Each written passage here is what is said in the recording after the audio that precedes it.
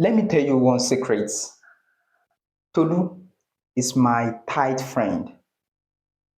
Tolu is my hard friend. Tolu is my titan friend. Tolu is my bosom friend. Which is correct?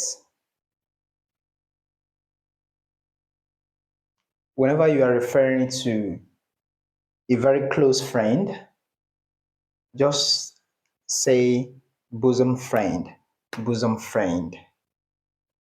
Tight is non-standard. So stop saying tight friend. Instead, say what? Bosom friend, bosom friend, bosom friend. Understood, right? So, titan friend, no. Hard friend, no. Understood, right? So, bosom friend, not tight friend.